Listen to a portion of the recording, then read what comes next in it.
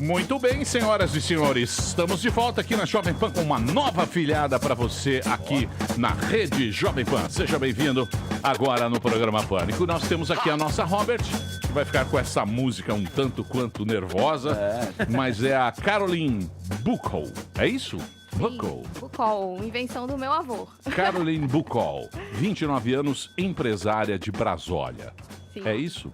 Sim, eu tenho 2 marcas de roupa feminina. E uma delas se chama So Cute, a Paulinha já virou fã ali. Jabá! Jabazeira! Denúncia! Eu conheci ela hoje. Bermuteira! Pode trocar Sigam, a trilha? meninas. O vestido dela é muito bonito. Vejam os senhores Como que a a vida vida é feita de corrupção. É uma Eu conheci porcaria. ela hoje. Tá Aí bom, foi. está um pequeno detalhe. Você, querido ouvinte, você Triste, sempre que falou... triste. É triste trabalhar com uma Corrupto. pessoa e ficar Ela é muito bonita. Achei o vestido apontando. dela lindo. No final, você quer uma renda. Sigam meninas, @SoCuteOficial. Eu sou So cute. cute. SoCuteOficial. Como é que escreve? É muito difícil. SOCUTE Oficial no Instagram. S-O, CUTE. so cute. Pô, você não cute. lembra da Cute? Yeah. Cute era um clássico. Mas cute era com Não é essa K. aqui, não é essa cute. Ah, tá. Cute puteiro era com K. Mulheres nuas. Maravilha. Só cute. Era incrível. Não, era Cute, né? Cute. Cute. Você ficava, Morgado? Conheço ali na Praça Roosevelt. Roosevelt. Tinha sexo em cima da bancada. Show ao vivo. Da frigideira. É, Ó, vocês não exatamente. podem queimar minha segunda 1998. apresentação em rede nacional, hein? O cara Porque pediu uma porção a de primeira no polenta. Shark Tank já não foi tão bem contar, sucedida. Eu vou contar pra você como a vida era heavy metal. Sim. Ah. Como a vida hoje. Era o seguinte. Você sabe esses balcão que tem cerveja? Sim. Aqueles Do balcão. bar mesmo. Balcão. né? Balcão do bar. Embaixo a cerveja em cima é o balcão.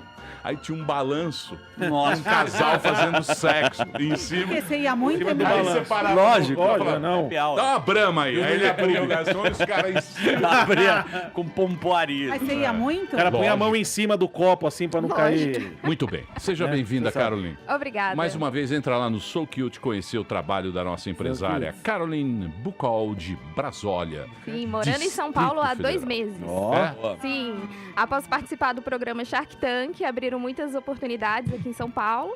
Então eu mudei há 2 meses e Legal. tem gostado Mas muito. você arrumou sócio lá? Não, lá, igual eu te falei, a segunda apresentação aqui em rede nacional, espero que seja melhor, bem sucedida dessa vez, né? Não, mas Te a Porque a chucharam lá, primeira não? me chucharam até. Ah, e abriu portas e você tá aí, Mas tá abriram vendo? portas e por isso que eu tô aqui hoje e tem sido bem gratificante esse pós-programa. Boa. Boa. Já tem a Boa sorte manteiga pra aí você. pra dar permuta. Obrigada. Precisa Permuteira. BNDES, fala A com ela. permuteira. Ok. Se abrir A portas, permuteira aí, ó. um passaporte falso. Muito bem. Também É isso aí. Quem humano? Aquele passaportão italiano comprado lá que os caras descobriram. Ela Berlusconi. 25 de março, ela tem Visto do cai da foto e a Sabe capa qual é a que minha mesma. diferença? Meu pai nasceu em Gênova, eu não preciso de nada falso. Falou Gênio, quem mas humano. vai pra Peraí, Ina. sem brigas. Só o cabelo. Sem brigas. Vamos trabalhar, Só por o favor. cabelo que fala. Palavras de otimismo com o bebê gigante. A mesma. Nossa. Parabéns. Digna de homenagem. Esse é o famoso 16 toneladas. Muito bem. Hoje vamos trabalhar aqui, ó. Quem você convidou, Couve? Convida. Muito bem. Hoje nós teremos convidados aqui. Eu pensei na hashtag Pega na Minha e Ditadura. Eu acho boa. Bonito. Eu acho bom. É melhor Você acha coisa que a grosso? gente tinha acho meio pensado grosso. mesmo. É, você acha grossa a Ditadura ou ditadura? ditamole? É tudo junto, né? Pega na minha e ditadura. É tipo aquele somebody love. Ah, isso aqui. entendi. Rápido. Vamos, Cabide. Você que manda. Você e o nosso querido... Pega na minha e Eu ditadura. acho de muito mau gosto. Pega na minha e ditadura. Eu acho bonitinho. Peraí, a hashtag inteira seria pega na minha ditadura. Tudo junto, Tudo assim, junto? tudo junto pra dar uma miguelada. É meio diferente, né? É. Eu gosto. Uma coisa assim que vai ligar na a minha. ditadura. É. Pega conhece, na minha é um Marina? negócio que a gente gosta muito. Você conhece a Pega- ditadura, Marina? Eu não. Não? Deixa eu apresentar depois. Peraí, calma. Ó, Ó, hoje nós vamos Os falar... livros aí da... Deixa eu quem são os apresentar. convidados? Os convidados responsáveis pelo Brasil Paralelo, me parece que é um site, Sim. é um blog. É um blog. E eles fizeram um documentário sobre 1964. O Brasil entre Armas e Livros, que teve uma pré-estreia ontem nos cinemas de 10 cidades, porém, parece que foi até censurado. Então, hoje eles vão contar a verdade. Esse período é um período obscura, a verdade escondida. É um período muito miguelado. Vamos falar sobre a ditadura. Por quê? Porque tem a CIA, tem Estados Unidos, União Soviética, torturas, Cuba. Torturas. Então, nossa, é um período muito obscuro. Eu tava vendo quebrando. E hoje quem está ouvindo o Pânico vai saber tudo. A Henrique verdade, Viana, vamos trazer Lucas Ferrugem e Felipe Valerim. Ferrugem, tá aí? Henrique Viana, Lucas Ferrugem e Felipe Valerim. Aqui eles nos contarão, evidentemente, o lado deles, a versão deles. E nós vamos questioná-los para saber onde está a verdade. Marina Manteiga, você tá linda, querida. Vamos Nossa, trabalhar ou não? cabelo, hein? Vamos trabalhar? Que cabelo. Então hoje aqui no Pânico L'Oréal. vamos falar sobre o documentário L'Oréal. dos caras aqui que estarão aqui já já. Muito bem, meus amores, de volta aqui na programação da Jovem Pan para todo o Brasil. Hoje convidados de altíssima categoria. Sim. Está dando o maior bafafá. Por isso a nossa hashtag hoje é... Como é que é? Pega na minha ditadura. Pega na minha ditadura é a nossa hashtag para você saber. Eles são jovens. Eles lançaram o documentário chamado 1964, o Brasil entre armas e livros. Com esse bonito título, aqui está Henrique Viana, Lucas Ferrugem e Felipe Valerim. Aê! Tudo bem? O Ferrugem deve ser você ou não? Não. Ah, você que é o Ferrugem? Ele tem mais enferrujado que Mais. você. Mais fandango.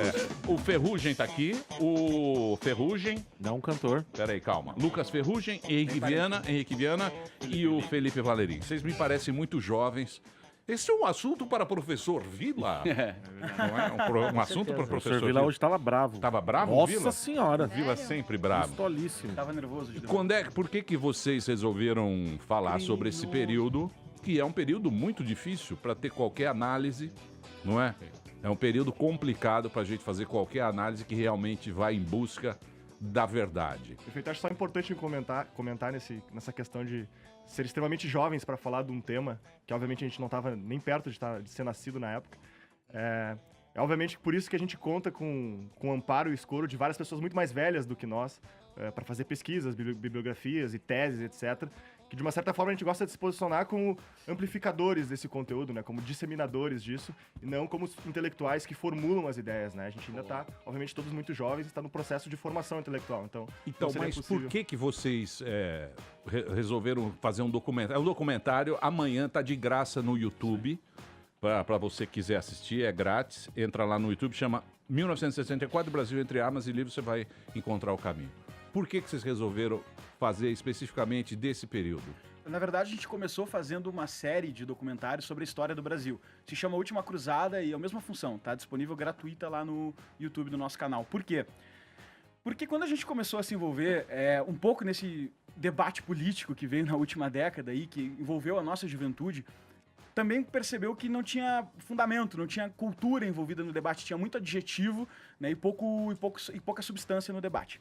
E aí a gente conectou com a história do Brasil e percebeu aquela discrepância que tem, por exemplo, entre a nossa história e a história dos Estados Unidos. Nos Estados Unidos tem a Constituição lá sendo idolatrada, os pais fundadores e tudo aquilo que os americanos tanto gostam e botam a bandeira. E aqui nós nos sentíamos desamparados. E a pergunta que surgiu foi, será que nós não temos nenhum herói? Será que a gente não tem ninguém que nós podemos olhar para o passado e nos inspirar? A gente vai sempre fazer da história do Brasil terra arrasada? E aí veio essa ideia de fazer uma pesquisa para ver a história do Brasil. E justamente pelo tema de 64 ser muito espinhoso, naquele momento a gente pausou em 54, no suicídio de Getúlio Vargas. Sim. Não porque ia dar polêmica 64, mas porque a gente não queria mentir em prol de um panfleto político ou de uma narrativa de um lado ou de outro. Tinha essa preocupação, porque... Era uma decisão. Era uma decisão nossa. Como é que a gente vai acessar os documentos de 64? Para nossa experiência na época, parecia tudo muito complicado e difícil. A gente passou um ano trabalhando publicando a série de História do Brasil, os episódios até o suicídio de Vargas, e é óbvio que o público, foi um grande sucesso a série, o público começou, né? Pô, vocês têm que ir adiante. Até que o Henrique Zingano, que é um produtor que trabalha lá conosco, falou, olha, vamos empreender isso, vamos pra frente.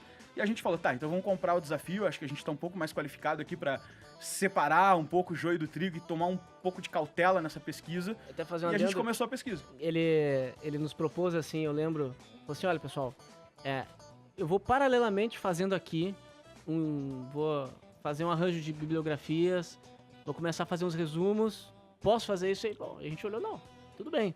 Vai em frente. Vai lá. Não quer dizer que nós vamos fazer, sem nenhum compromisso, mas vai fazendo.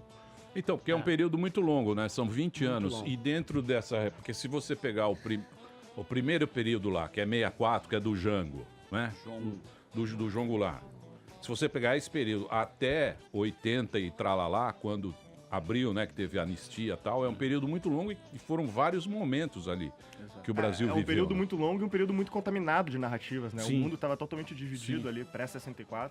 Então tinha um interesse, obviamente, muito claro entre a União Soviética e Estados Unidos, né? Enfim, a proteção e a ocupação dos espaços, etc.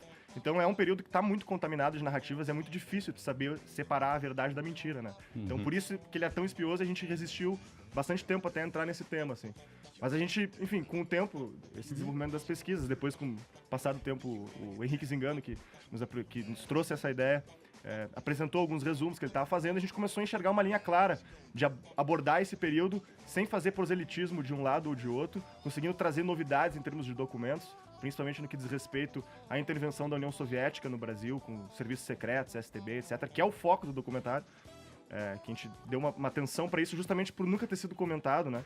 Esse é um ponto até que o pesquisador lá sempre disse. Esses arquivos estão abertos, se eu não me engano, há mais de 7 anos já. 2006. E esses arquivos foram abertos e tem um monte de documentos lá em relação com o Brasil, de agentes que estavam no Brasil, de pessoas conhecidas no Brasil. E ninguém falou nada sobre esse tema. Esse tema não foi debatido em nenhum lugar, etc. Com exceção do livro que ele lançou com outro pesquisador, que se chama 1964, O Elo Perdido. Que a gente usou também como referência para produzir esse documentário. Tá aparecendo ali agora, na televisão. E então o documentário ele dá um foco bem grande para essa questão de Guerra Fria, o mundo dividido e a intervenção dos países de outros países no Brasil como interesse de uma revolução comunista. Mas se pensar mesmo, foi a Guerra Fria que bancou esse período no mundo inteiro, né? Porque quando acabou a Segunda Guerra Mundial, você tinha duas narrativas, né? Você tinha os comunas e os capitalistas. Os comunas entraram lá lá do Kim Jong-un, lá, na Coreia. Primeiro na Coreia, depois eles entraram aqui na África. Cuba. Quando entraram em Cuba, os caras falaram, opa, peraí, aí derrubaram o Allende e tal. Aí foi aquela treta entre os dois, ou financiando mesmo o Estado ou financiando guerrilha, dos dois lados. Isso, deu um balanço naquela ideia de Ocidente, né? Cuba foi um pilar que caiu ali dentro, que preocupou muito os Estados Unidos dentro do ambiente de Guerra Fria. Mas o Fidel nem comum ele era. Ele era um revolucionário. Ele foi um cara lá e tomou o poder dos caras lá, ele tomou o negócio, aí a União Soviética bancou ele. Ele falou, pá, vou pra esse lado aqui. Então, quer dizer... Mas ele anunciou aliança com a União Soviética, e isso, evidentemente, preocupou muito. Mas ele tentou ir para os Estados Unidos, ele queria dinheiro. O Fidelzão queria sentar ali em cima de um... Ele queria ser um ditador. Talvez Acho todos que no eles fundo, queiram. Sim, no final todos viram ditador, né? Esse que é o... Mas o que vocês acham? Vocês acham que... Porque o que a gente tem que pensar é na consequência, né? Qual foi a consequência daquele 64 para hoje em dia? Fora a briguinha, treta e tal. Olha, o documentário, ele aponta uma narrativa, e termina mais ou menos nisso, não existe spoiler em fato histórico, mas dando um pouco de spoiler aqui, que a consequência é o lado cultural da coisa. Porque os militares, eles tomaram um golpe, eles deram um golpe em 64, legal, né? E o que aconteceu ali naquele momento? A narrativa política estava toda a favor daquela intervenção civil-militar. Então, mas se você me permitir... Claro. Eu queria dar uma trocada aqui pros ouvintes e tal. É o seguinte, na época a gente tinha o João Goulart, que era o presidente, né? Porque não existe golpe sem duas coisas, sem o povo na rua e sem o exército do seu lado. Não tem, isso nunca vai existir, né? O golpe, ele tá ligado a isso, ao povo reclamando e tal, e aos milicos tomando conta, põe tanque, fecha tanque, que tem a arma. Tava fraco o governo dele, a situação tava ruim, os caras estavam na rua, o povo tava na rua, igual com a Dilma.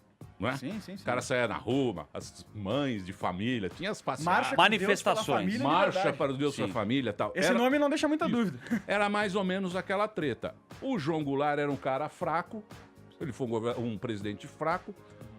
O próprio exército estava meio dividido, tinha os caras que estavam mais ligados aos Estados Unidos, tinha os outros que não, tal, não sei o quê. Então foi um momento propício para tomar o poder. É isso? Falei burrada ou não? Não, o documentário apresenta exatamente isso. A sociedade civil estava muito preocupada, a sociedade civil organizada estava muito preocupada. Igual com os rumos nós. que o Brasil estava tomando. Reforma de base, João Goulart, estatização do solo, do petróleo, coisas que vieram mais tarde, né? Mas o que acontece ali? O povo apoia.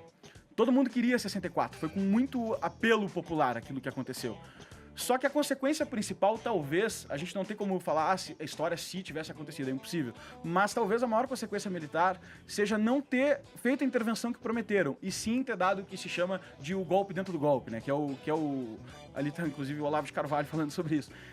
Que é justamente em 68 eles não fazerem as eleições que prometeram, irem prolongando, e aí até que culmina em Costa e Silva e também na Constituição de Castelo Branco, e por fim, nessa coisa não vai ter mais eleições, não vai ter mais eleições diretas, vamos fazer tudo pelo Congresso, embora o Congresso, o pessoal lá na pesquisa até brinca, né?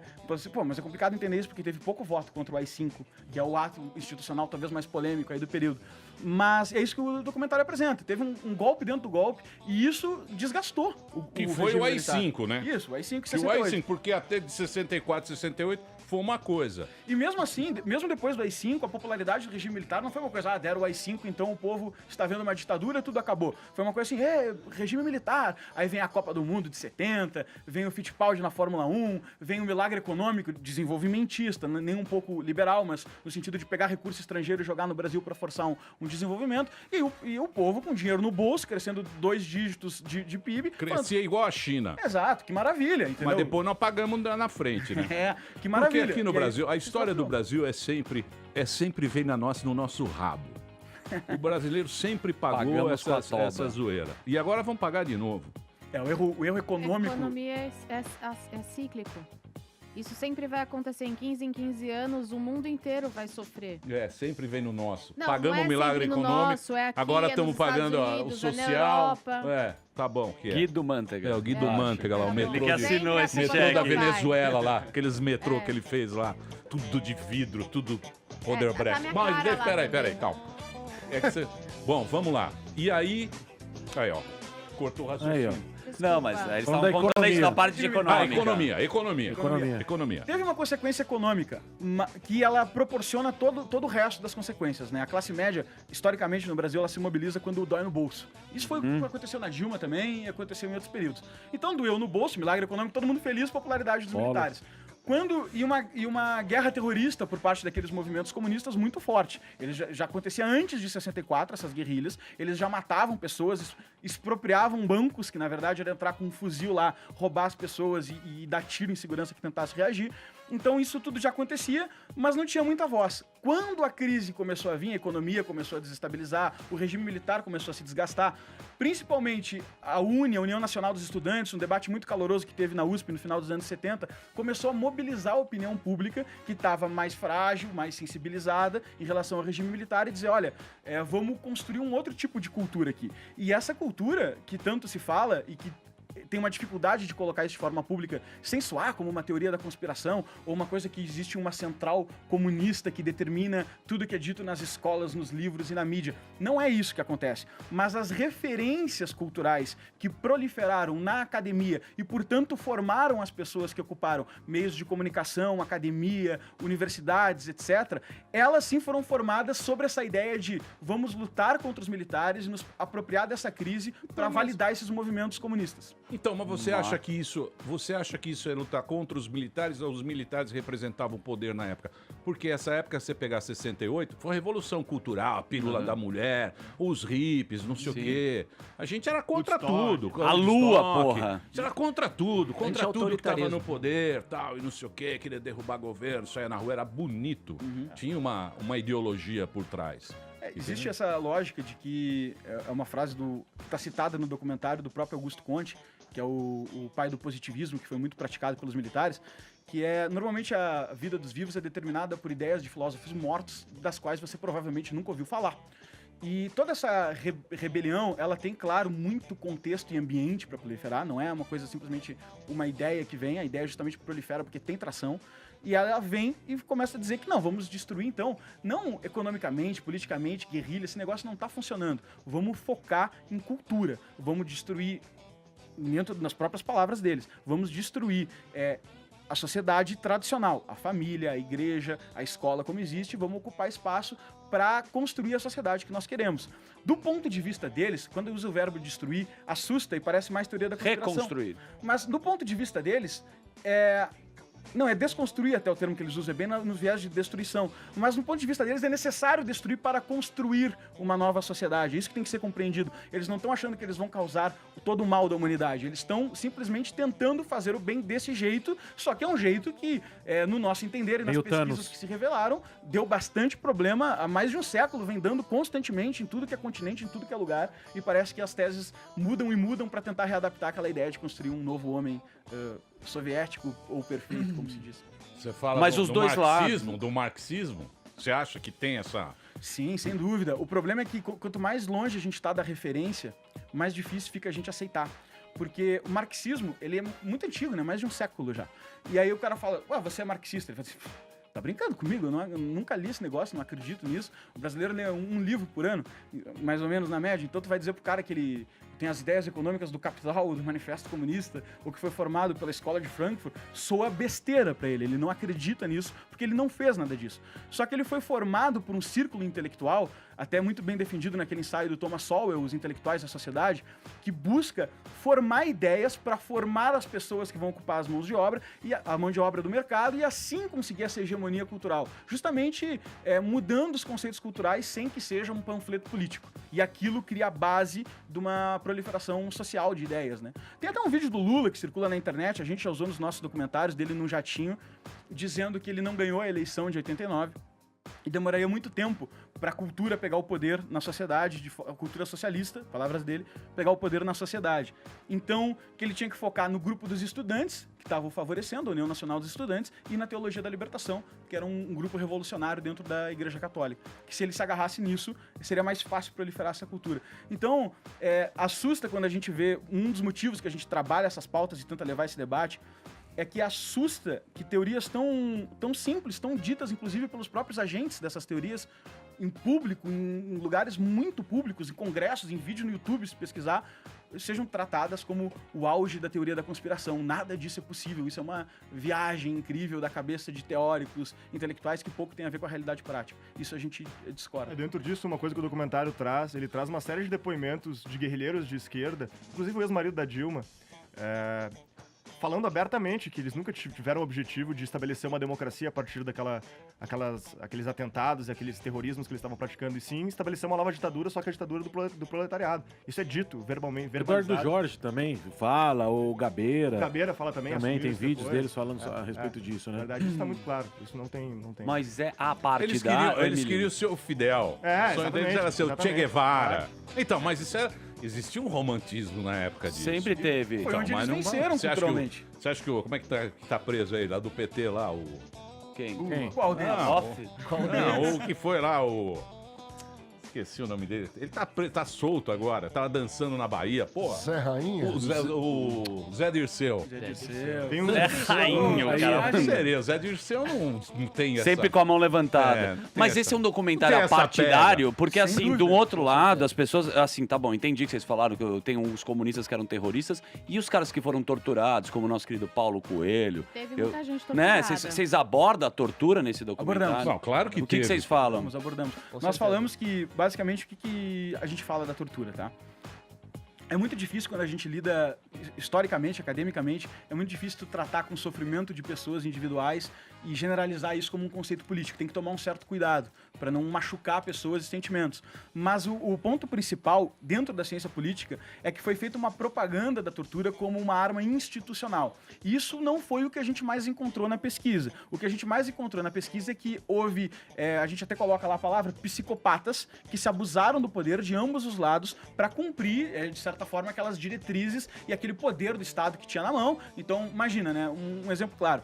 lá em Brasília decreta uma ditadura militar, tá? A partir de 68 lá. E aí você dá várias ordens, né? Tem que reprimir isso, tem que censurar aquilo, etc e tal. Não interessa o quão bom seja o critério que você tá usando para isso e nem o quão justificável seja. Quando chegar lá em Vacaria do Rio Grande do Sul, você precisa de um censor e de um policial lá. E ele não vai estar alinhado com você. Não tem como conseguir isso. E aí que prolifera esse tipo de psicopatia, que no nosso entender se trata exatamente de uma patologia, não é um negócio normal, alguém é um criminoso fazer disso abuso. Que aconteceram de ambos os lados, a gente aborda isso, fala da tortura e da censura, nós falamos, Nelson Rodrigues foi censurado no período, entre outras pessoas, Carlos Lacerda, o fim da carreira política de Carlos Lacerda, que era uma liderança vista como conservadora liberal, se dá no regime militar, então a gente não deixou essas coisas, né? Ele é caçado, a gente não deixou, e morre sem voltar à política. Então a gente não deixou essas coisas de fora, são importantes de serem tratadas, mas tomamos um cuidado em não participar do panfleto político em cima disso, não promover o exagero sem base em documentação. Não comprar narrativas que a gente não tem documentação que comprou. Dos dois lados. Isso. E nós fizemos canal de ouvidoria no Brasil Paralelo para receber documentos, convidamos professores de tudo que é lado, sabe? Recebemos muito embasamento para isso, inclusive de pessoas de esquerda, e fomos consultar. Só que, como aconteceu do outro lado? Teve muita coisa que veio do outro lado que a gente não viu, isso aqui não tem De procedência. uma certa forma, no que diz respeito aos militares, uma das críticas centrais ali do período que a gente faz, mais do ponto de vista da ciência política, digamos assim, é sobre essa mentalidade positivista muito presente no período, até o Marco Antônio Villa falou sobre isso aqui anteriormente, que vem de Augusto Conte, né, que trouxe aquela ideia que o Lucas colocou, que a maioria dos pensamentos vivos foram criados por filósofos mortos que eles nem sabem o nome e tal. Então, isso é uma coisa que é bem trazida, bem reforçada no documentário, que eles tinham essa mentalidade positivista. É a filosofia do pragmatismo. Do pragmatismo, tecnocracia, temos que ser técnicos e cientistas, e a sociedade tem que ser dominada por técnicos e cientistas. E o problema disso é que isso matou a atividade política no Brasil, né? Isso acabou extinguindo a atividade política e criou espaço para que um movimento cultural se estabelecesse, e quando o regime acabasse, tivesse um único partido de massa, que foi o PT, que foi o partido que protagonizou o comando do país, digamos assim, depois nos anos seguintes, né? Então, essa é uma das críticas centrais do ponto de vista da ciência política. Mas o Barba nem do PT era, né? Mas o Barba entrou depois. O Barba não é o fundador sindicato, do PT. né? Sim, não, o Barba era de São Bernardo. Ele é visto como uma liderança. Ele era uma liderança. Ele negociava dos dois lados, na verdade. Uma liderança de massa ali para conseguir convergir todos aqueles vieses de esquerda que precisavam de uma figura símbolo, né? Então, inclusive, muito bacana o que vocês fizeram, o Teatro das Tesouras. Ah, sim. Né? Muito bacana, que explica esse lance do Lula, né? Que é filho do FHC, né? Então, o pessoal que não assistiu aí, também vale a pena assistir o Teatro das Tesouras. Falando um pouco da tortura lá que vocês estavam falando, o Alberto Fraga, bem deputado... militarzinho, né? Olha o tanque aí. Deixa eu fazer já entrou no Você já estudou em colégio militar? Eu nunca estudei em colégio militar. Então tá. Falando da tortura aqui... Queria que você estudasse por quê? Por quê? Não, eu vou contar pra você. Por quê, Emílio? Não, eu vou contar pra você. Colégio militar, você não sei desse rapazinho. Não. Que rapaz? Que eu sou? Molengão. Essa bermudinha do nhonho aí. Molengão. Colégio militar é disciplina e hierarquia, meu amigo. Mas, ué, não precisa... Já jurou uma bandeira, irmão? Já jurei. Eu acho que é assim. Assim como ele chega com o bonezinho do Godines. Bonezinho pra trás. Serginho Malandro. Vocês chegaram... o Alberto Fraga falou que a Dilma não tinha sido torturada coisa nenhuma. Queria saber se vocês têm algum registro, porque ela falou que foi presa e torturada e tudo mais. E tem gente que fala que ela não foi nada, que era conversa fiada só pra receber dinheiro. Vocês tiveram acesso a alguma coisa referente a isso? Olha, eu não sei se ela foi torturada. A resposta mais sincera que eu posso dar, né? Não dá pra saber, né? Eu não sei. Eu não achei nenhum documento dizendo que sim, nem nenhum documento dizendo que não, tá? Talvez o pessoal lá da pesquisa que tá vendo o programa agora fale assim, ó, porra, ele devia estar falando de tal coisa. Mas eu particularmente não sei, tá? E o que eu sei é que sim, isso foi usado de bandeira política, inclusive na Comissão Nacional da Verdade. No governo Dilma, os caras deram medalha de honra na cerimônia solene no Congresso para Carlos Marighella, Comissão Nacional da Verdade, o ilustre José Dirceu recebeu dinheiro, o Lula recebeu dinheiro, o Genuíno recebeu dinheiro. Isso é um ponto importante de comentar. Tá no final do capítulo, mas a gente não conseguiu tempo para abordar tanto, mas isso é uma polêmica Então, mas eu acho que aí... Os caras ganham pensão, porque foram... Mas era só falar, né? pessoas. Tem certeza que quem tá em casa não sabe quantas pessoas. Sabe quantas pessoas ganham pensão? 40 mil. Então, mas peraí, porque agora Foram vocês estão 17 também... bilhões aprovados de indenização. 17 Vocês estão virtuando. Não é desvirtuando, não. Existia um documento anotando assim, ó, a pessoa X sofreu tortura X, colocaram um rato dentro do... Era assim? Como prova, a gente tentou entender como é que era aprovado. A Comissão Nacional da Verdade foi mais ou menos assim.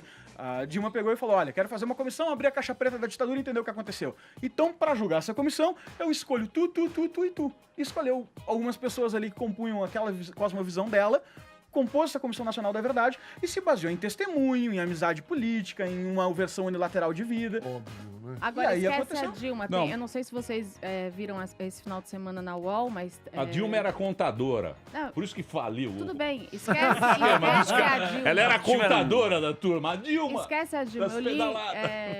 Faliu. no final de Esquema semana, dela. tinham 3 pessoas falando que elas foram torturadas. Uma era professora e as outras 2 eu não lembro.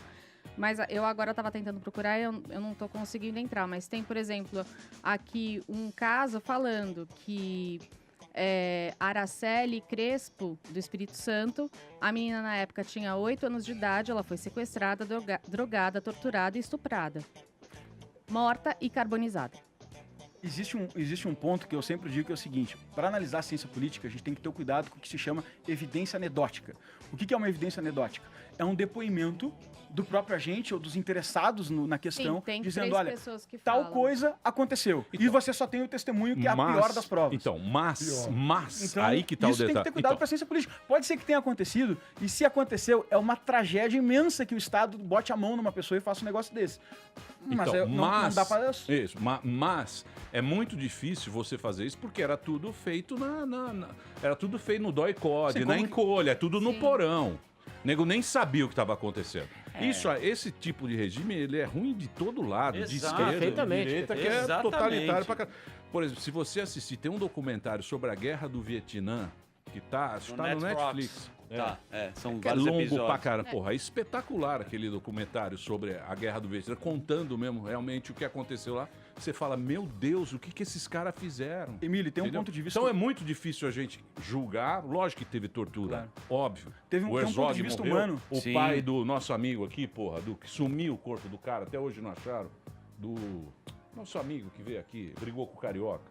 Eu tô esquecendo o nome. Mas tem um negócio que a gente falava desse leve Alzheimer. Às vezes a gente não tinha prova lá pra falar da tortura, né? Pô, mas será que Rubens aconteceu? Paiva, Será que aconteceu? Será que não aconteceu? A gente não tava conseguindo prova. Aí uma hora a gente parou pra conversar e falou assim, cara, eu lembro dessa conversa. Já viu a natureza humana como é que é? Imagina todo esse poder na mão dos caras com discurso de ódio insuflado pelo Estado, sabe? Se nos campos de concentração nazista tinham judeus dentro dos campos, que eram os capos, que judiavam de outros judeus para os nazistas, em troca de um pão ou de algum benefício, o Viktor Frankl, que é um psiquiatra que viveu um campo de concentração, conta isso no livro Em Busca do Sentido da Vida, e se no próprio campo de concentração existem judeus que se alinhavam aos nazistas para machucar outros judeus, qual é a probabilidade de alguém não ter feito usufruto desse poder estatal, dessa premissa de batalha feita pelo Estado para não fazer a mesma coisa? Então, foi um pouco até de compreensão psicológica do ser humano, de compreender que sim, essas coisas acontecem, são possíveis, e por isso que a gente tem que ter muito cuidado em dar poder para as pessoas. Autoritário nem se fala, né? Sim, claro. Como é a visão de vocês do posicionamento do Bolsonaro? O que vocês acharam da declaração dele? O Bolsonaro devia deixar isso enterrado e olhar pra frente. Não, mas o que vocês acharam? O Bolsonaro só tá pra muito saber Zé. que apito vocês tocam aqui no bagulho. Tá muito Zé. Eu quero chegar lá, porque o filho do Tem Bolsonaro que publicou olhar o pra documentário de frente, vocês. porra. Que apito vocês tocam? O que vocês acharam do Bolsonaro ter tem que contemplado? Tem que Estão comemorar. falando, teve um posicionamento do governo agora, né? Um vídeo. Isso. A gente não conseguiu assistir, né? A gente comentou e não chegou a Acho assistir. que foi o que passou aqui de manhã, a gente tava... Não. Do quê? Você tem a mesma idade? Institucional do governo, sabe se passou aqui de manhã? Porque eu vim ouvindo, mas a gente tava na loucura da produção, não assisti ainda esse... A propaganda do, a do propaganda 31 de março? Do 31 de março eu não assisti ainda. Eu não sei. Essa aí eu não sabemos. sei. Eu vi antes os depoimentos dele. Dos depoimentos agora, que ele falou. Eu vi a versão... Vou ser honesto, tá? Eu vi a versão porque a gente não tem um contato próximo, assim, o Eduardo Bolsonaro lá publica, mas no final das contas a gente trocou mensagem umas 3 vezes na vida, sabe? Não tem uma coisa que... Você não tá no grupo do Morgado. Morgadinho. Não tô indo no grupo. Aquele que vem com 17 arminhas. Não. Não participei desse grupo. Eu realmente desconheço qual é a posição. Vocês não acham inútil? Eu só tenho a versão midiática da coisa, é um pouco... O que vocês... Bem, até chato eu falar isso, vocês lançaram o documentário, mas vocês não acham inútil voltar 50 anos atrás? Seria o melhor falar coisa, de... É lógico. É a mesma coisa voltar relembrar. Não, mas nós precisamos aprender com os nossos erros, né? Então, é o outro lado, né?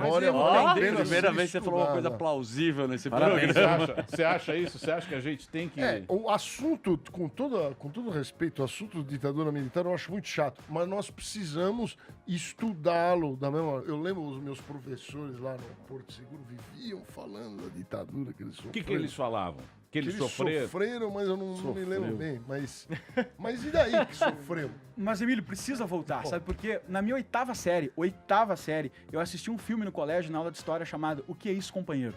Esse filme tratava os assaltos com personagens que eu estava acostumado a ver na TV como os normais, né? Tinha os atores que eu via, os mesmos atores que eu via nos normais, portanto simpatizava, me identificava. Eu vi na escola com a professora validando num filme chamado O Que É Isso, Companheiro, que a chamava Assalto a Banco de Expropriação e justificava o sequestro do embaixador.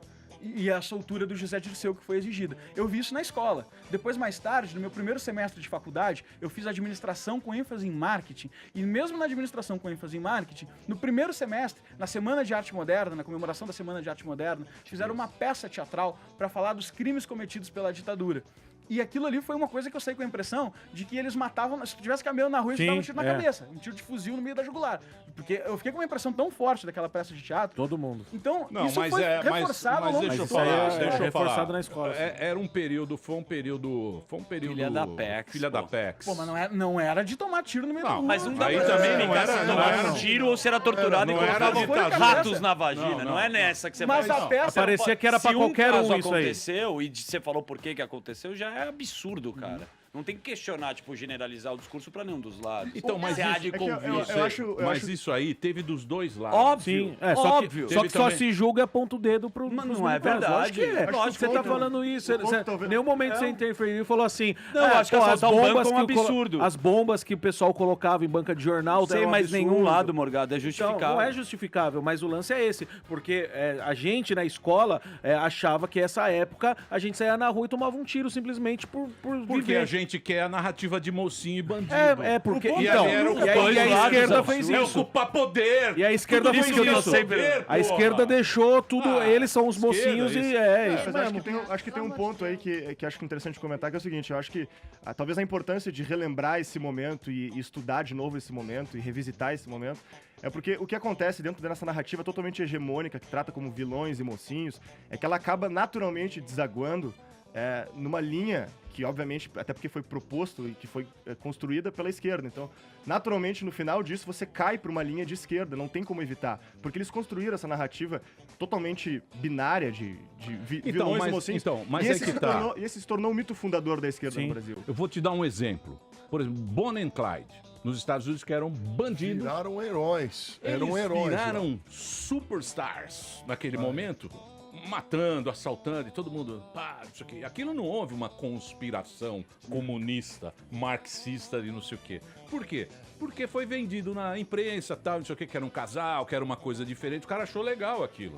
Na época, os caras achavam bacana ser comuna, eu não sei o quê. Mas não hoje foi o que aconteceu. Tem os caras vendendo camiseta aí. Aqui foi feito e escrito que nós faríamos, a esquerda, no caso, falando que faria de mártir os mortos na guerra civil entre militares e comunistas. E o ponto dessa escola, eu não quero passar pano para nenhum tipo de ditadura. Claro, não é isso. Sim. O ponto eu não aprendi que foi uma guerra civil. Sim. Eu não aprendi que teve uma guerra civil. É isso mesmo. Eu aprendi que tinha um monte de militar matando um monte de gente sem nenhuma justificativa. Só isso. É isso mesmo. E que o outro lado lutava pela democracia exclusivamente. Sim. Isso, exato. Enquanto não aparece a palavra democracia nesse debate. Exato. Não existe. Nenhum dos dois lados estava defendendo temos que lutar pela democracia. Isso não aconteceu. Não tem essa preocupação. Muito bem. Eu vou fazer um pequeno break agora.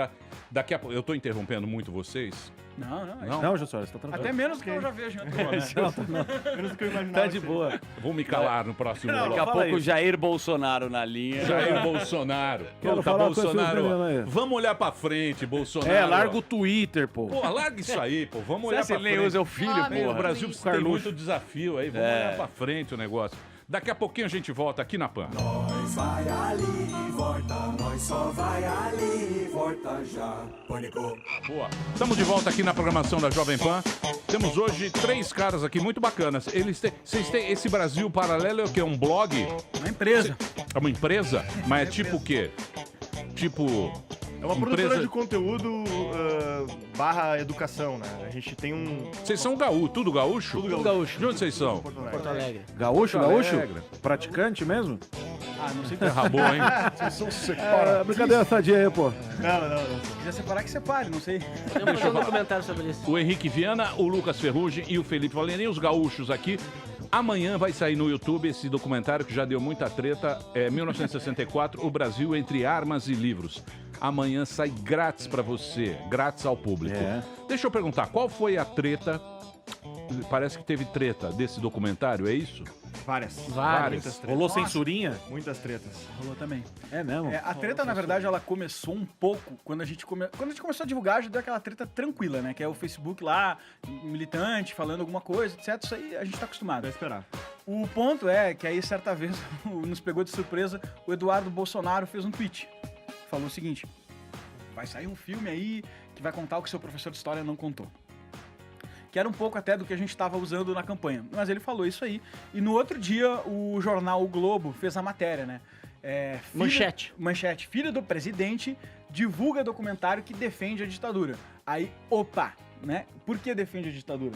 Eu não sei que tipo de salto lógico foi esse, mas eles não tinham visto o conteúdo.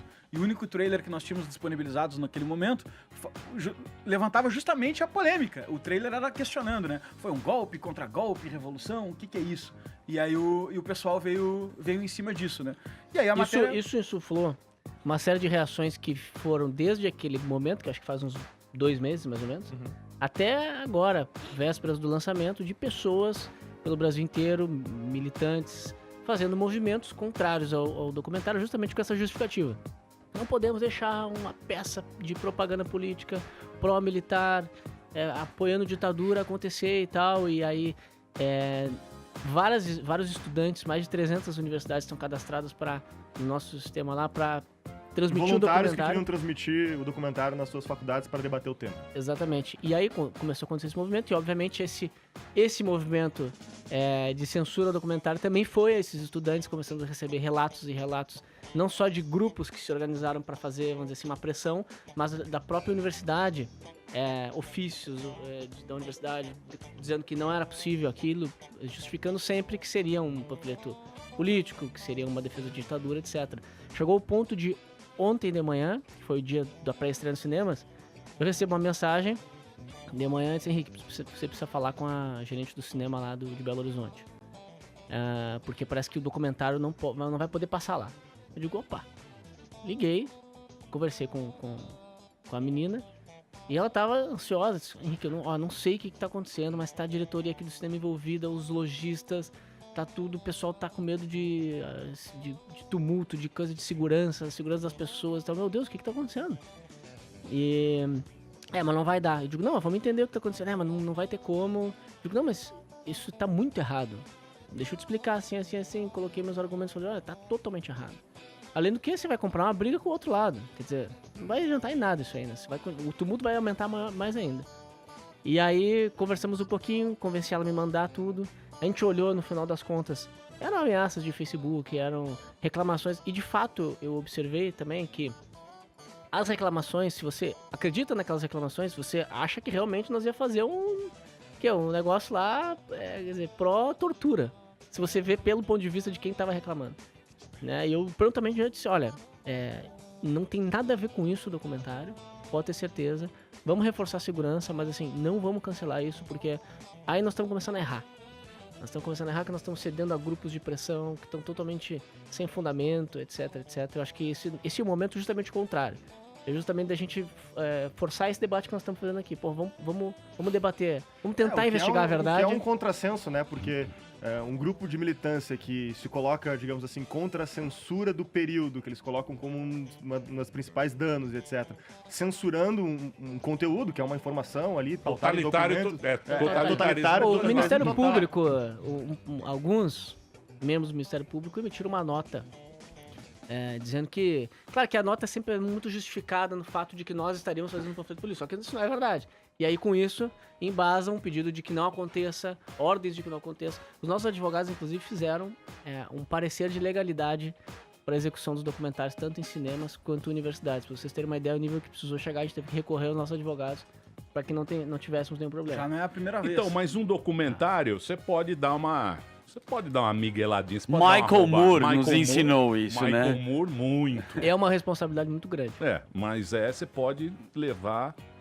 Porque o que a gente quer mesmo é uma narrativa que convença o que você acha. Sim. Né? E esse documentário... O afegão médio, como nós, queremos uma narrativa que vai compactuar com o seu pensamento. Mas aí que tá Se você dá essa narrativa, beleza, esse cara pensa igual a mim, eu sou foda. Aí que tá um pouco da nobreza do intento da iniciativa. O ser humano não é nobre.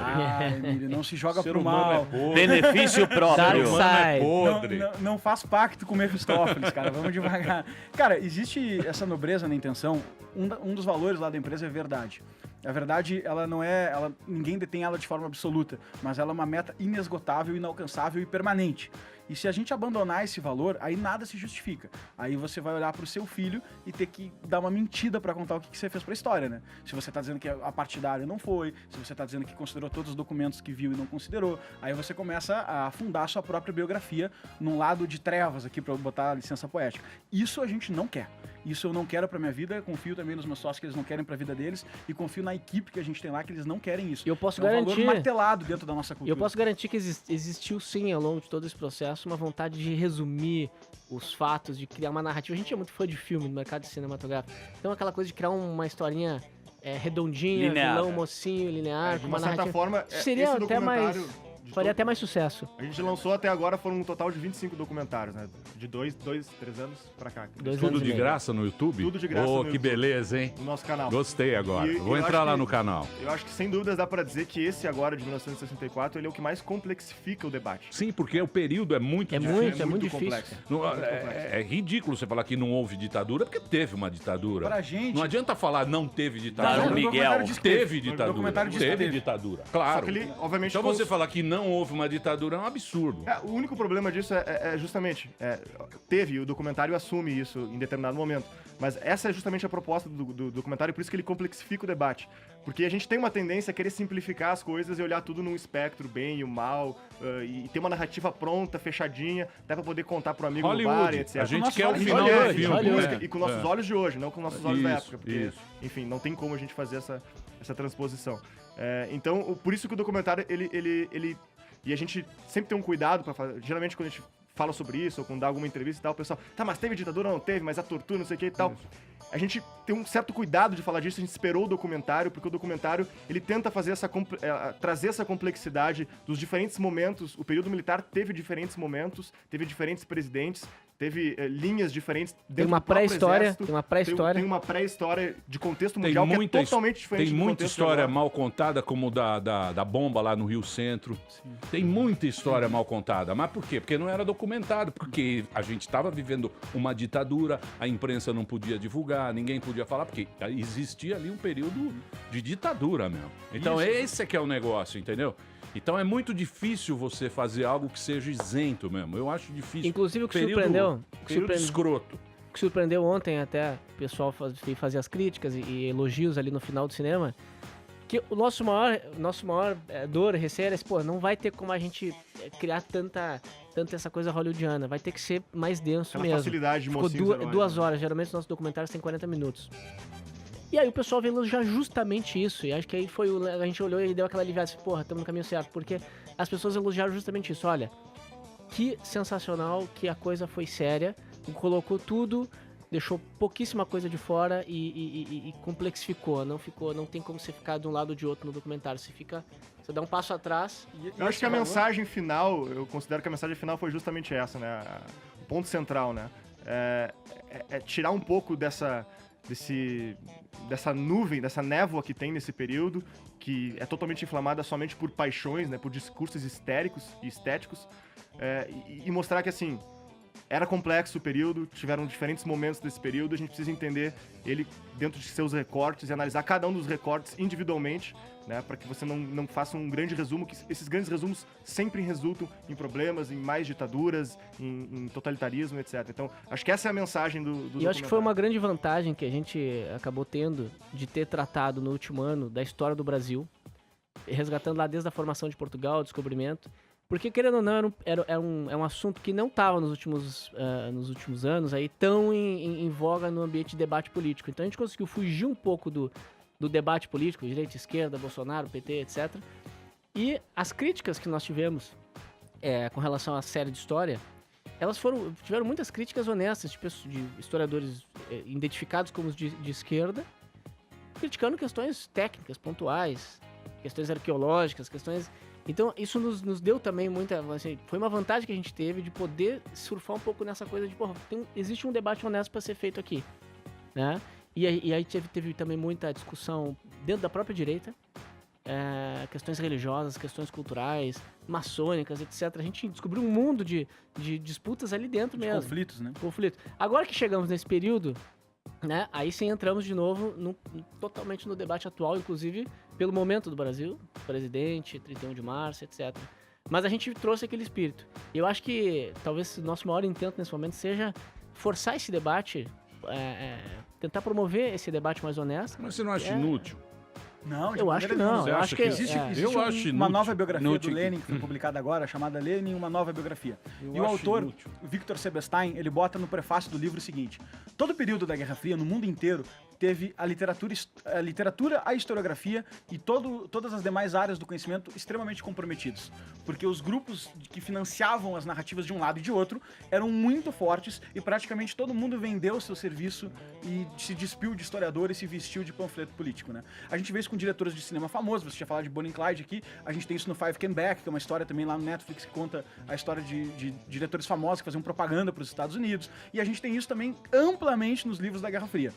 E o autor, ele propõe o seguinte: qual é a geração que vai tentar corrigir isso, mesmo que aos poucos? Sim. Qual é a geração que vai empreender o esforço de tirar esse mato morto e ideológico da frente dos fatos históricos e tentar aproximá-los um pouco mais de uma realidade para não permitir, Emílio, coisas que aconteceram e nos impactam hoje na vida?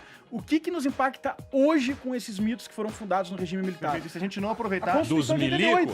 A Constituição de 1988. Não, mas é o Imagine do John Lennon, essa Constituição. Essa é o Imagine. Mas ela é o mito fundador. Grande, é um faroeste, é um Imagine faroeste caboclo. Por que ela foi permitida? Eu acho que esse é o ponto. Foi antes da queda. O muro caiu... 89. Ela não conhece o Muro de Berlim. É uma Constituição que não conhece o Muro de Berlim, mas tem aquela ânsia de botar em pauta esses reivindicações do movimento cidadão. Mas quem paga é o povo. Sempre. Sim, claro. O povo, agora nós estamos pagando esses bens que vieram, mas pagamos também dos milico de Transamazônica, aqueles faraônicos da época e não sei o quê. Mas quando eu tô falando da Constituição de 88, eu tô botando os milico na conta. É simples. Eles também têm culpa nisso. Sempre o povo toma na tarraqueta. Não é o poder. É o povo que toma na tarraqueta. Certeza. Essa que é a real.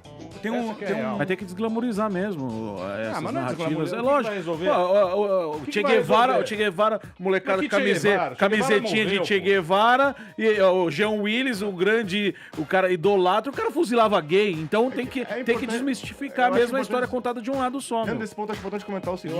Eu acho que não tem... Acho importante comentar o seguinte, o que faz Sexo a vida... dos anjos. O que faz a vida prática e a vida política... Positivismo. Ela tá pautada nas ideias, invariavelmente. E essas ideias, elas dependem de um bom debate para que elas sejam complexificadas e tornadas, enfim, mais eficientes, mais produtivas. Então, se a gente desperdiçar um momento histórico tão polêmico, um momento histórico que foi tão inflamado por narrativas, que tem, enfim, um momento histórico que foi extremamente complexo, e a gente não aproveitar essa oportunidade para trazer um pouco dessa complexidade que exige o debate, para a gente aprofundar o debate e a gente conseguir chegar em ideias mais sensatas, enfim, mais coerentes, eu acho que a gente tá perdendo uma grande oportunidade no final das contas. A gente é sonhador.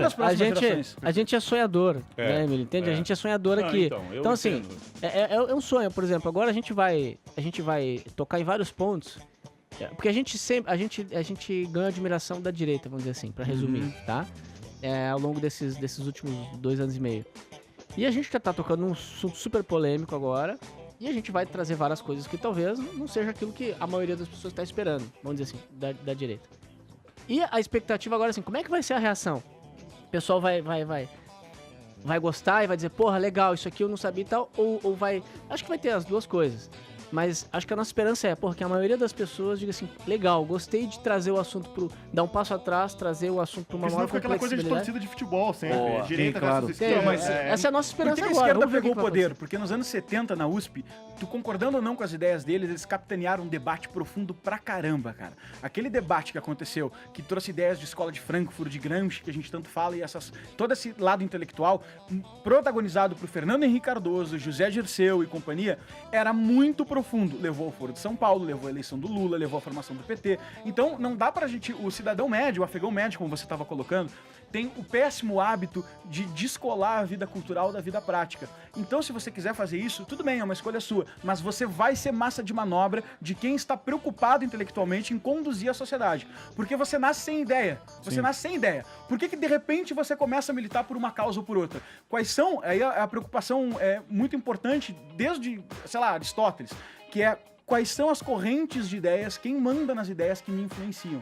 Da onde veio essa corrente de pensamento? Nós temos pouquíssimas ideias, se é que temos propriamente ditas, né? Até tem um cara mais ou menos esquerdista. O único que trouxe da ideia pra vida foi o Marx. Foi o único que... Claro. Mas ele também o único que trouxe mesmo, que falou... O manifesto. Isso aqui, vamos ficar pensando, vocês estão pensando muito, vamos trazer pra... Mas quem seria Marx sem Hegel, quem seria Hegel sem companhia? Sim, não há como fazer essa corrente, entende? Mas é essa vida danado. Vai... Danadinho. Essa vida intelectual vai derivando em outras consequências e a gente tem que saber disso. Se a gente luta contra a Constituição, se a gente luta contra uma posição política ou não gosta de oposição de alguém, opinião de alguém, por que isso acontece? Por que existe essa opinião? Isso não é teoria da conspiração nem nada. Não foi só Marx, teve muitos outros pensadores que influenciaram muita gente. Se você olhar hoje, trazendo pra perto, pra realidade, pro que a gente tá vendo todos os dias pra ficar mais fácil de compreender. Eu canso de assistir discursos de políticos ou políticas sendo adotadas, ou pessoas, formadores de opinião, enfim, quem trabalha na mídia, etc., proferindo coisas, e até a gente mesmo, em grande medida, proferindo coisas que, de uma certa forma, foram, digamos assim, formuladas por Olavo de Carvalho. Isso é inegável. Tem muita coisa que é dita hoje, os termos são utilizados. Quem estudou, o cara sabe que os termos que estão sendo usados vêm dele. Às vezes o cara tá aqui dizendo assim, ó, eu não concordo com nada que o Olavo fala. Tudo bem, ele tá dizendo isso, mas aí daqui a pouco ele usa termo, ele usa os termos. Porque a mentalidade é revolucionária, porque, sabe, e aí tu começa e eram coisas que você não escutava dos dois partidos. Isso, mas os dois lados. Então, diferente de a síndrome do Galvão Bueno. A gente fala que o Galvão fala do futebol e vai falar do resto, cara. Mas igual o Olavo, isso é um fenômeno no mundo inteiro que tem. Desde o início da civilização. Não, agora, principalmente agora. Porque o que aconteceu? Não, Emílio, desde os peripatéticos gregos, cara, é desde o início da civilização. Calma. Não, vamos trazer pra cá. Tá. Vamos trazer pra cá. Hoje em dia, o que aconteceu, se você for pensar bem, nesse período pós-rede social? Esses caras, eles sabiam que a imprensa, ela tem mais um viés de esquerda. Se querendo ou não, o viés no mundo inteiro é mais pro lado, mais pra canhota. Apareceu esses caras em rede social. Da classe dominante, a massa não é canhota. Com aquele discurso do Olavo e tal. Tem um monte replicado no mundo inteiro que é o mesmo discurso dele, que é a direita. Mais conservadora. Direita... Então, essa direita, ela não tinha espaço na mídia normal, no rádio e tal. Por quê? Porque os jornalistas formados na USP, não sei o que, ele já tem aquela cabecinha mais canhoteira. Tudo rivelininho. Batendo de trivela de esquerda. Não, mas a gente tem que... mas é isso mesmo. Se você não bater de esquerda, o cara não te aceita ali na redação. Fala, puta, lá vem esse merda aí. Você não aceita no grupo. Então é complicado. Então é isso que a gente eu vejo vocês jovens, eu vejo uma nova ideologia pintando aí. Vocês, os outros caras, tal. Eu acho que é uma nova ideologia, mas tem ideologia. Não adianta falar que essa que é a real. Não é nova. Não tem. É porque no discurso parece que tem um partido. Ideologia pra gente é crime. Entendeu? Ideologia é crime, cara. Ideologia é quando tu tá te apropriando de todas as ferramentas de Estado e principalmente de autoritarismo pra impor um conjunto de ideias que formam uma sociedade idealizada na tua cabeça. Só que não tem como um ser humano compreender a sociedade, todas as variáveis que estão nelas, pra desenhar a sociedade futura. Vai dar, invariavelmente, em genocídio, em assassinato, Vai em dar ditadura, em tortura. Dos dois lados. Vai dar merda. Ideologia dá merda. Porque ideologia, é necessariamente você tem que lapidar a realidade para ela se encaixar ali naquele... No seu contexto. Tudo você vai ter que encaixar ali dentro. E isso a gente é totalmente contra, absolutamente contra. A gente busca fugir disso, por mais difícil que seja muitas vezes, porque todo mundo tá sujeito a cair numa narrativa ou outra, mas essa é a busca constante do Brasil Paralelo. Tem uma frase do Capitão Nascimento, que ele fala no filme Tropa de Elite, pra ser bem provocativo aqui, que é: não dá pra ser do BOPE e entrar pra galera, quando os caras estão fumando maconha lá. Não dá pra lutar pela verdade e entrar pra galera. A galerinha da direita, a galerinha da esquerda, você não vai conseguir. Aí sim. Não tem como. Tu não consegue entrar pra um movimento de massa lutando pela verdade. Ou tu tem que escolher o teu aliado. É mito ou não é, porra? O povo... Isso que a gente quer saber. Os caras estão nessa, né? Tem depoimento É mito ou não é? É o seguinte. Tem depoimento no documentário... As massas, meu querido vinheteiro, já. as massas, elas não querem saber a verdade, elas querem ser enganadas. Sim. A massa gosta de ser enganada. Acho que é. A verdade é dura, a verdade é chata. Eu vou fazer um pequeno break. Então Estamos deixa aqui pra conversando. Daqui a pouco eu quero saber mais. Amanhã estreia o documentário grátis pra você. O Brasil entre armas e livros. Você vai entrar lá, vai dar o seu pitaco, evidentemente. Que você, querido ouvinte, você é genial. Você sabe tudo e nós somos merda. Lógico. Claro. Não é? O nosso Quem ouvinte... manda? Ah, claro. Quem manda é o nosso A ouvinte. audiência. É a audiência que A tá gente aqui. se ajoelha Com pra uma você. grande audiência, uns achando uma coisa, xingando a gente. Mas é isso mesmo que a gente quer. Você pense um Xingar pouquinho. não. Pode xingar à vontade. Morgadinho reaça, já mandaram. Desde que pense um pouquinho. Depois eu vou levar você Pois não, me leva onde? no método Isso. militar de De ensino. tortura. Ah, não tem problema. Ó, Colocar o Morgado no... Morgadão, você não aguenta uma semana. Lógico que não, não tenho nem físico pra isso. Melhor Daqui a que pouco- bariátrica, né? O quê? É o método militar. Não, Você método- emagrece Ah, em que uma você tá falando? semana. Piá de Método prédio, vai militar. dormir. A régua, ela é assim, ó, na mão. Ah, não é de deitado? Não. Eita. O civil, a guerra, o civil, a régua é assim, ó. Sim. O militar é assim, ó. Eita. Fetal, hein? Eita. Aí não, né? Daqui a pouquinho a gente volta aqui na Jovem Pan. Hoje três gaúchos aqui que estão com tem um trabalho chamado, deixa eu aqui, Brasil Paralelo. Brasil Paralelo, Sim. Brasil Paralelo. Tem o documentário 1964, o Brasil entre armas e livros, que deu uma treta. Espero que todo mundo assista para tirar suas conclusões. É o problema. Amanhã já tá no YouTube. Daqui a pouquinho a gente volta aqui na Pan. Muito bem, meus amores, estamos de volta aqui na programação da Jovem Pan com essa piazada. Essa piazada esperta, o Henrique Viana, o Lucas Ferrugem e o Felipe Valerim. São gaúchos, eles têm um trabalho que eles fazem, chama-se Brasil Paralelo. Tem Twitter, eu tava vendo, tem Twitter aqui, né? É uma empresa e eles fazem um trabalho, é um trabalho, como é que eu posso falar? De história, com a produtora de conteúdo. E estão lançando o documentário que tá dando mó treta, já que ontem foi ontem foi o dia da... Uns falam que é revolução, outros falam O que é contra-golpe aí, é. O Brasil é uma sucessão de golpes. Acho que não tem no mundo um lugar que teve tanto golpe. Nossa senhora. Né? Até hoje tem golpe. Golpe sem parar.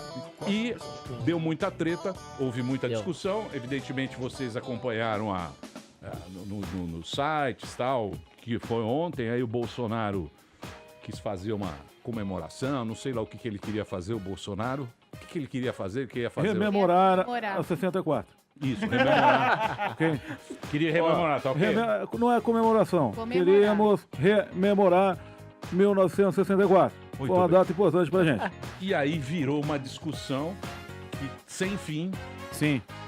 E amanhã vai sair esse vídeo que você pode acompanhar o trabalho deles, uma pesquisa que eles fizeram de 64, Brasil entre armas e livros. Posso fazer uma pergunta? Pois não. Vinheteiro, você vai assistir? Que manja o assunto. Você manja o assunto ou não?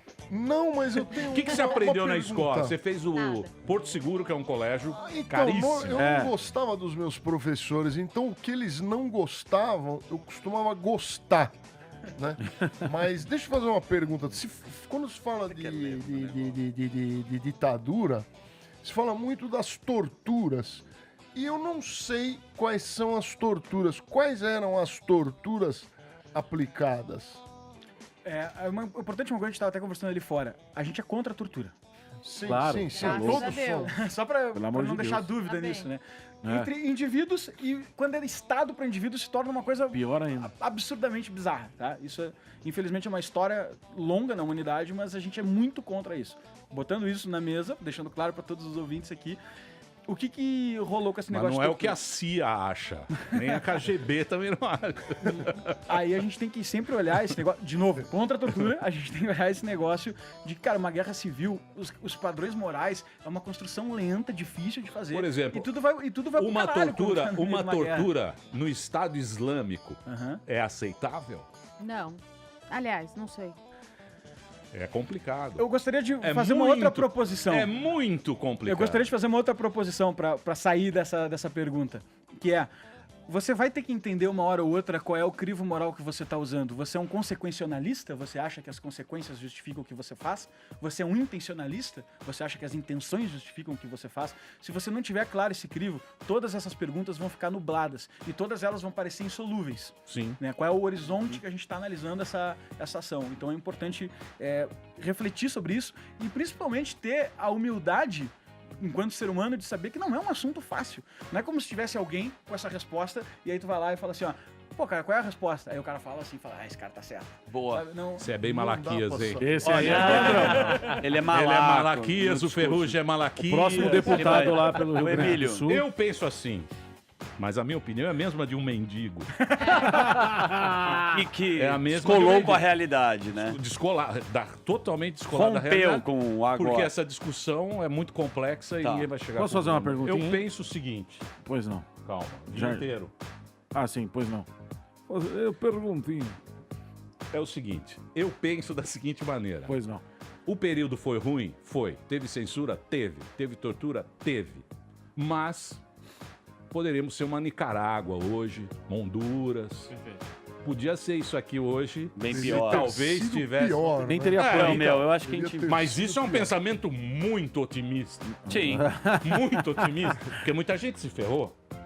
Né? E só pra Aquele dar- período, só pra aquele dar período um- foi terrível, cara. Foi terrível esse período. E só Vocês pra dar nem, vocês nem imaginam o que era lá. E que era pra lá. só para dar um exemplo da contaminação histórica que tem esse período, aproveitando que tu comentasse ali sobre a CIA e tal, e dando um pequeno spoiler até para ativar a curiosidade do pessoal para assistir o capítulo, uma das coisas que a gente traz no capítulo é justamente sobre essa narrativa em relação à intervenção da CIA aqui no golpe, etc, etc. Dentro do capítulo a gente traz, baseado nos documentos que a gente encontrou lá na sede da STB, que é onde estão os documentos da República Tcheca, que era a antiga Tchecoslováquia, que era o país satélite da União Soviética, com intervenção no Brasil. A gente foi até o leste europeu, entrou na sede da STB, onde tinham esses documentos, e um dos documentos que tem lá, que foi apurado, é um documento do Władysław Bittman, não sei se pronunciar. Władysław Bittman. Władysław Bittman, que era o chefe da STB, que era essa polícia secreta da Tchecoslováquia na época, que foi um desertor depois da STB, e onde ele confessa que no período do regime militar eles precisavam, de uma certa forma, apontar os Estados Unidos como uma influência forte no golpe militar, e eles foram atrás de agentes da CIA no Brasil e não encontraram. E por não encontrar, eles forjaram uma carta, supostamente por um agente da CIA, que é a principal referência utilizada... O chefe do FBI. O J. Edgar. Tem até o filme do A Leonardo principal DiCaprio. referência utilizada para comprovar, digamos assim, uma influência da CIA, e ele assume isso e tem lá a carta com o nome do Władysław Bittman, assumindo que foi uma carta forjada, etc. E isso tá no documentário. Então, é para você ver o quanto a gente absorve narrativas desse período. Então, mas o Brasil era considerado país amigo. Era uma ditadura amiga dos Estados Unidos nessa época. Por exemplo, eles Intervenção teve no Chile, mataram o presidente, o caramba. A Argentina foi forte também. Porque eles tinham medo de Cuba, né? Pô, quase saiu guerra. Mas uma coisa é ter simpatia. Pô, eu ficaram com a mão pelos Estados Unidos. No botão pra apertar lá a arma nuclear. Ia explodir o mundo, porra. Uma coisa é ter simpatia pelo país, outra coisa é ele influenciar ativamente num golpe militar. São coisas diferentes. Né? Tanto que tem também outros discursos, o documentário traz sobre isso, sobre até uma certa tentativa de algum apoio do Brasil nesse período para alguma ajuda dos Estados Unidos, caso acontecesse alguma guerra civil, alguma coisa do tipo, e eles negando ajuda. O máximo que eles fizeram foram colocar um porta-aviões aqui para, na verdade, evacuar americanos que estivessem aqui, etc. E ainda cobraram por esse porta-aviões. Enfim, tem toda uma história que a gente conta lá. Então, uma coisa é ter simpatia por um país como os Estados Unidos, que eu tenho até hoje, eu sou, enfim, eu tenho admiração total pelo país, etc. Outra coisa é uma aliança nesse tipo de atuação. Imperialista. Bom, é um total imperialista. Sabe o que eu tava pensando aqui? Temos a pergunta do Morgado. Depois eu faço uma colocação muito... Não, a minha pergunta era quais eram os tipos de torturas que se aplicava, se era vou colocar MPB pros caras ficar ouvindo, uma coisa horrorosa. Chico Buarque, sem Tom Jobim, baixo BPM em looping. Não precisa ser baixar BPM, só de ser em looping só de ser uma vez só já é irritante. Mas quais seriam as torturas? Você quer tipo, uma reportagem muito estranha, assim, as 10 ferramentas de tortura que a gente... Não sei, se fala muito, a esquerda gosta muito de falar do pau de arara, né? Que eu acho muito louco, inclusive, aquela ferramenta. Eu vejo as fotos, né? E eu fico pensando assim, terrível. Não, tinha choque. Cara, colocar na vagina das mulheres, ratos. Pegando uma que é mais simbólica. Eu fico pensando o quão psicopata alguém tem que ser, se for o caso, pra usar um pau de arara. Porque dá pra torturar de tanto jeito que não precisa fazer toda aquela engenharia, né? Do pau de arara. Então a gente tem uma escassez, assim, de documento, porque é tudo testemunhal. E, obviamente, se os caras estavam torturando, é como o Emílio colocou, não tem como a gente ter uma documentação. Então, embora Stalin tenha deixado... Tem um tutorial de tortura. Não, mas Stalin tinha prazer de assinar as ordens de assassinato. Então, mas a gente não tem documentação pra dizer, olha, usávamos um pau de arara, que a pessoa ficava pendurada. Vocês ouviram essa turma que foi... Que sofreu na época da ditadura, no documentário ou não? A gente consultou muito material, muito mesmo. Mas tá no documentário o depoimento dessa turma? Mas aí eu deixo um convite aqui, aproveitar a audiência. De direita, de esquerda. Eu vou aproveitar a audiência aqui do Pânico pra fazer um convite. Você que sofreu com a ditadura, ou que tem uma história, ou que é historiador, entra em contato conosco. Se você eu dou minha palavra que a gente vai receber o depoimento de vocês e vai tratar disso com seriedade. Mas tem depoimento de alguém? Tipo, tem depoimento. Ninguém quis falar? Cara, eles não gostam de falar com a gente. É mesmo? É sério. Desde o início do Brasil Paralelo, a gente tentou entrevistar João Willis, tentou entrevistar toda essa gente na Câmara. Os caras, cara, é fascista e cuspe na cara. Esquece político. Vai em alguém que não é muita intolerância, né? Mas é porque... É muito intolerante. Você sabe outra coisa que é muito intolerante hoje em dia, meu? É Hollywood, né? Como é intolerante, né? Como eles são intolerantes. Eles não aceitam, bane o cara e boicota. É a geladeira, né? É terrível. Mas quando tem uma denúncia... Isso é terrível, né? Isso é terrível de um lado... ou do outro, né? E aí, olha, falando só sobre... Né, pois não. Eu queria fazer uma colocação, né? Eu recebi, eu acho que até te mandei esse vídeo. Olha lá. Não, calma. Olha o que você fala. Eu recebi do Monty Python, uma amiga minha, né? Python. Exato. Chama A Vantagem de Ser Extremista. Eu vou colocar pra vocês e pros meus amigos de esquerda e de direita. Porque os de esquerda estão falando que estão chegando a falar que vocês até colaboram com o nazismo, assim. Chega nesse lado. O da direita tá falando que vocês são frouxos e não estão assumindo porra nenhuma.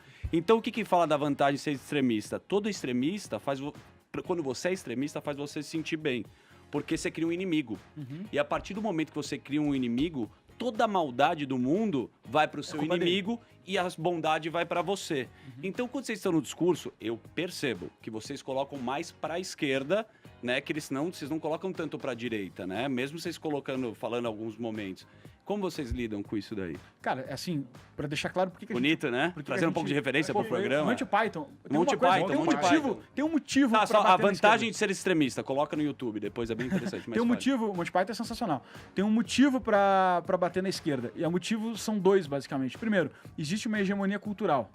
O que é isso? Os meios de comunicação, as universidades agora mais ainda, eles são ambientes que não têm pluralidade de ideias. A nossa tentativa de reproduzir documentários por meio de alunos das instituições voluntariamente prova isso. É manifestação, é boicote, é rasgar cartaz. No nosso Instagram lá do Brasil Paralelo Oficial tem esses posts. A gente posta os depoimentos dos alunos e posta também as fotos dos acontecidos. Evento no Facebook dizendo que tem que dar soco na cara do aluno que quer passar o documentário. Então é violência, ameaça agressiva, escola, direção da instituição dizendo que aqui isso não passa, que não é alinhado com a escola, o documentário. Eu fico perguntando, né, que tipo de critério é esse que diretores de instituição de ensino têm para dizer o que é alinhado e o que chega ou não nos estudantes. Então, primeiro tem essa hegemonia cultural, que nós como anti-establishment, que é um pouco assim a nossa DNA, tem que bater nisso, não pode deixar umas pessoas que têm um viés de ideia dominarem a narrativa e implementarem isso.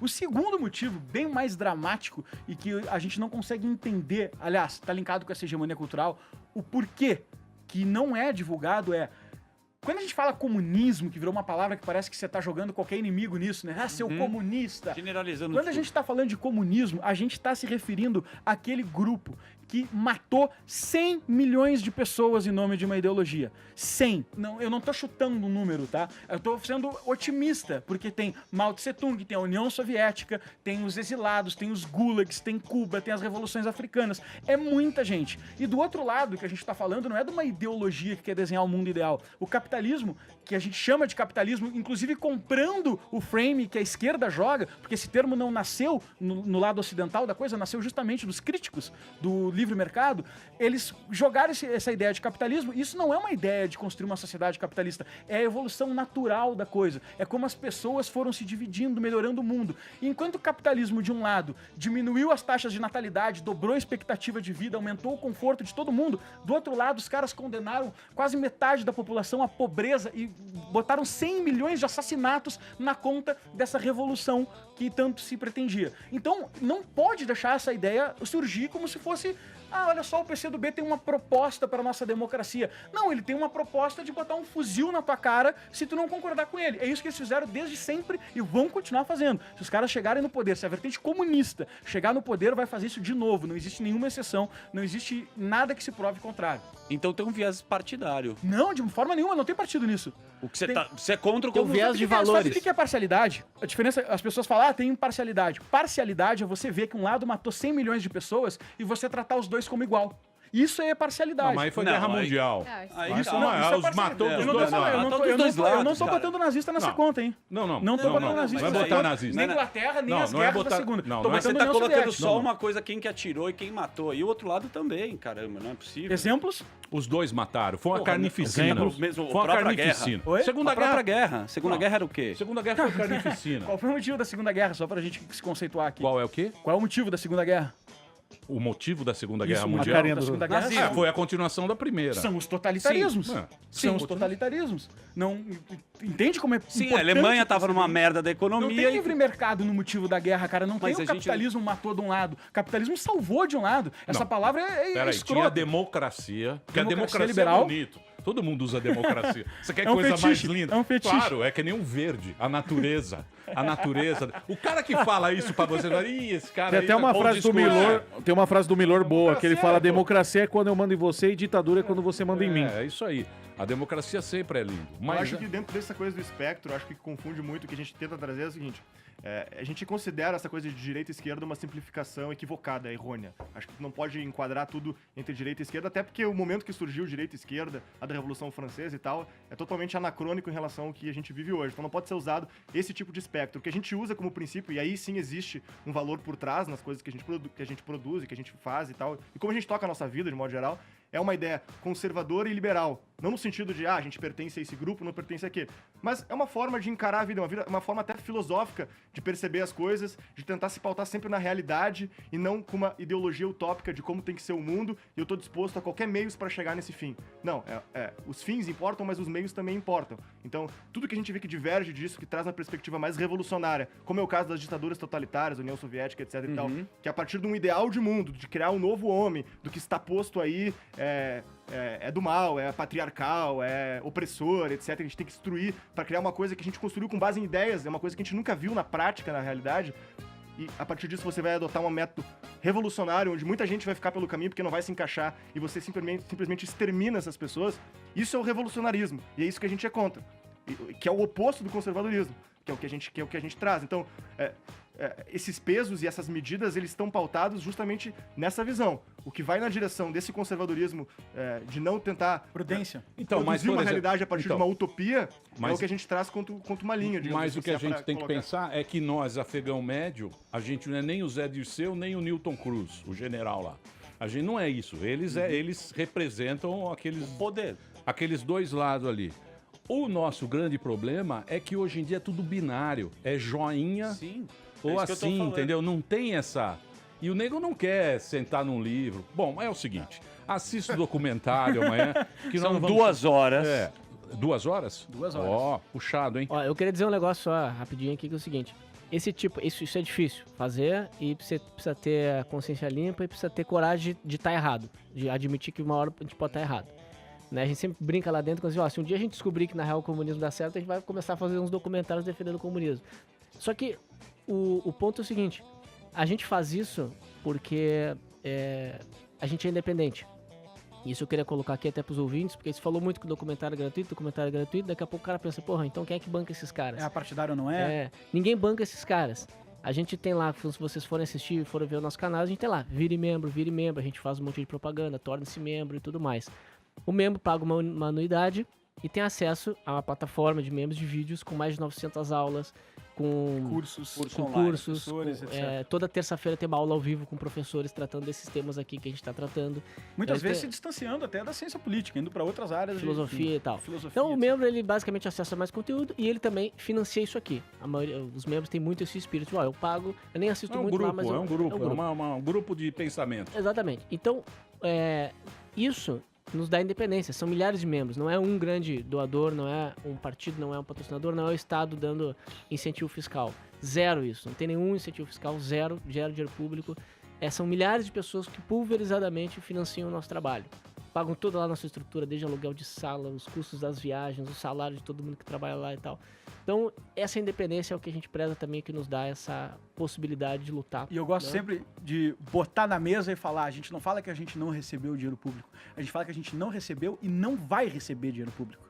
E isso é mais desafiador do que falar que a gente não recebeu. Isso é um problema seu, Ferrugem. Sim, a gente vai abrir as contas. Eu quero dizer que esse programa é um programa federal democrático. O microfone aqui sempre está aberto para novas ideias, para a gente trocar ideia, que isso é que o bom da democracia é justamente isso, né? Boa. É você tem a sua ideia, eu tenho a minha, a gente tem que conviver. E manda o outro tomar. Já eles estão deputados por... Amanhã no YouTube, 1964, Brasil entre armas e livros. Deu toda essa treta, conversamos aqui com o Henrique Viana, o Lucas Ferrugem, o Felipe Valerim, e eles estão no Brasil Paralelo. Muito obrigado. Obrigado, Emílio. Obrigado pela presença. Muito obrigado, pessoal. Valeu. Foi um prazer. Valeu. Foi um prazer.